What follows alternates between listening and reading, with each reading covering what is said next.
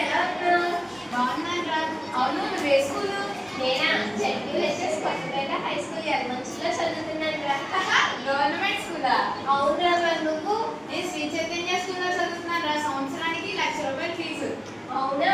అన్ని డబ్బులు పేరెంట్స్ ఎలా వస్తారా? ఆ తాత సంపాదించింది ఉంది కదరా, ఎలా అయినా ఖర్చు పెట్టుకోవచ్చు మేము. అవునా? మా తల్లిదండ్రుల దగ్గర స్తోమత లేదు రవి. మా స్కూల్లో సబ్జెక్ట్స్ తో పాటు అకేషనల్స్ కూడా నేర్పిస్తారు రా. సరే సర్లే పద. ఆ ఒకేషనల్ ఒరే వినరా నేను చెప్పేది. అమ్మా అమ్మా ఏంటన్నా? అమ్మ నేను 10th క్లాస్లో ఫస్ట్ క్లాస్లో పాస్ అయ్యానమ్మా. అవునా, మంచిదే. ఇప్పటి నుంచి నువ్వు మీ నాన్నతో పనికి వెళ్ళిపోవచ్చు. అదేంటమ్మా అలా అంటున్నావు? నాకు నేను ముందే ఫస్ట్ క్లాస్లో పాస్ అయ్యాను. అదొకటి 560 మార్కులు వచ్చాయమ్మా. ఏంటమ్మా నువ్వు పనిలోకి వెళ్ళమని చెప్తున్నావు?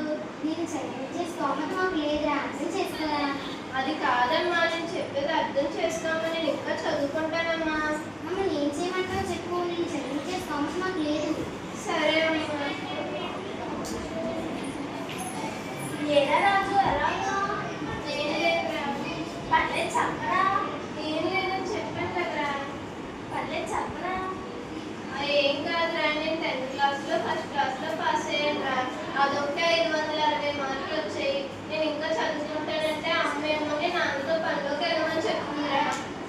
నువ్వు క్లాస్ ఫస్ట్ కదరా, చదువుకోవద్దురా మరి. అమ్మ వాళ్ళు ఏమో చదివించట్లేదురా. ఏం చేయాలో అర్థం కావట్లేదురా నాకు అసలు. నువ్వు అదే స్కూల్లోని సబ్జెక్టుతో పాటు స్కిల్స్ ఏవో నేర్చుకున్నావు కదా, ఏంటది? అవునురా, నేను నేర్చుకున్నాను రా.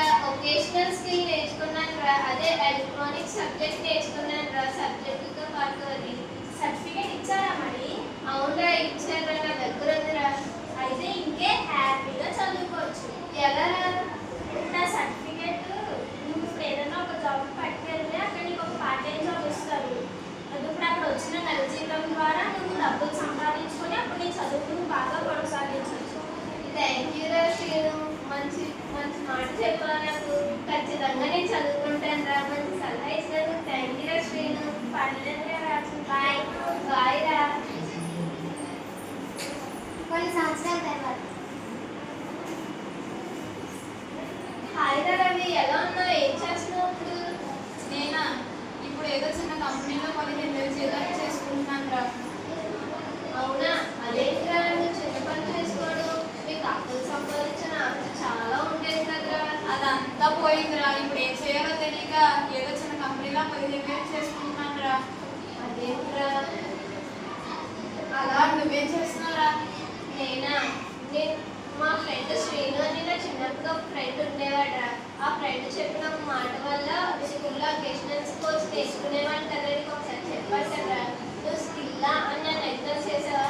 ఆ స్కిల్తో నేను ఎలక్ట్రానిక్స్ తీసుకోవడం వల్ల నా కరెంట్ ఆఫీస్లో ఉద్యోగం వచ్చిందిరా.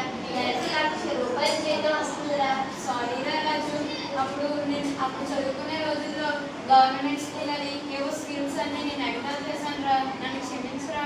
అదేం కాదురా, స్కిల్ అనేది మనిషి జీవితంలో చాలా అవసరం రా. మనం ఇంకొకరి మీద ఆధారపడకుండా, తల్లిదండ్రులకు భారం కాకుండా మన కాళ్ళ మీద మనం బ్రతకొచ్చురా. అందుకే ప్రతి విద్యార్థి ఒకేషనల్ స్కిల్ అనేది తప్పకుండా నేర్చుకోవాలిరా. జీవితంలో ఒకేషనల్ స్కిల్ అనేది ఎక్కడో దగ్గర ఉపయోగపడుతూ ఉంటుందిరా. అందుకే ప్రతి విద్యార్థికి కూడా ఒకేషనల్ స్కిల్ అనేది చాలా అవసరం రా. Thank you for